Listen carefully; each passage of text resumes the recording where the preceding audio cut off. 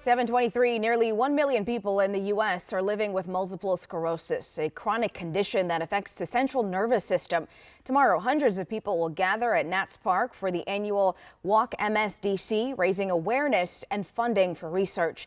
This year's honoree is Jenny Nieto, who was diagnosed just 2 years ago and is already making a huge difference. Jenny, good morning to you. Thanks for being with us. Morning. Thank you for having me. You were diagnosed in 2024. Talk about what symptoms led you to the hospital and what that moment was like when you got that diagnosis. Sure. So I had been training for a 5K and I started feeling strange symptoms in my legs, just overexertion and the like. Over the next couple of days, it had progressed. The symptoms had progressed to still feeling like I couldn't really control my body, but I was also having severe dizziness, nausea, vertigo type symptoms, as well as blurred vision. And it was very clear at a certain point after 3 days of that something was seriously wrong and I needed help. And so I went through the urgent care and eventually ended up at the ER and was there for a few days before finally getting the diagnosis later that week of MS. Wow. I know that Walk MS is a huge part of your journey. You registered for your first walk while you were still in the hospital. How did you use this as motivation?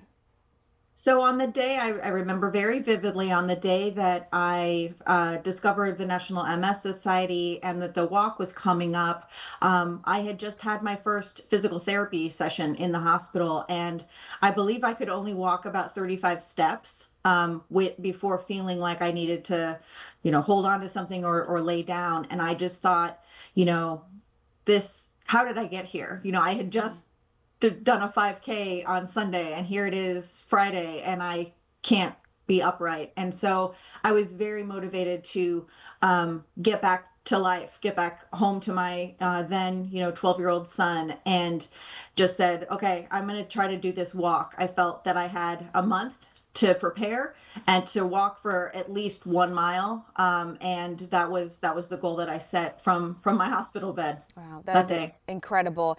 You also made the decision to go straight into a clinical trial through MedStar. Talk about what that has been like and what life has been like for you since. Sure. So I was pretty averse to needles, to be honest. And so when I was discussing with my doctor some of the potential therapy options for me, we were looking at oral therapies. So medication you could take daily, a pill.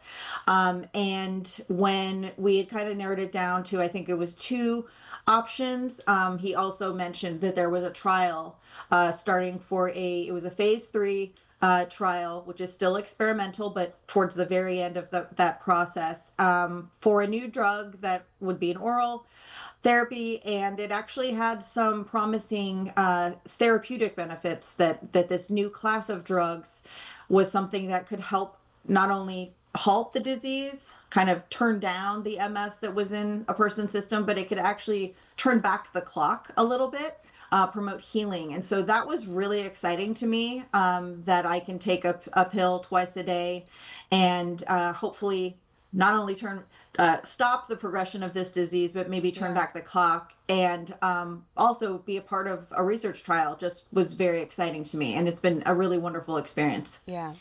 We have just a few seconds left, but I want to ask you, what does this mean to you to be recognized tomorrow at this year's Walk MS?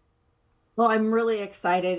It's become one of my favorite days of the year, to come together with the community of people who are personally in their own lives fighting the disease, or contributing to bring an end to MS and eventually a cure for MS. It's really exciting and energizing to be a part of this community. So I'm really looking forward to it. And congratulations to you on that honor. I know you're an inspiration Thank you to so so much. many people. Jenny, thank you so much for your time this morning. We appreciate it. Thank you for having me.